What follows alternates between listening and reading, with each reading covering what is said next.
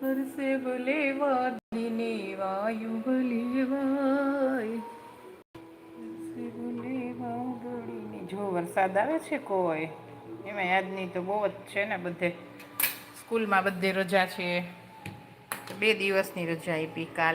કાલે વહેલા છોડી દીધા હતા, એટલે 2 દિવસની રજા છે.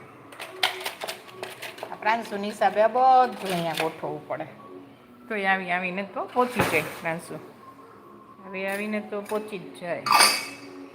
એને ખાવું જોઈએ.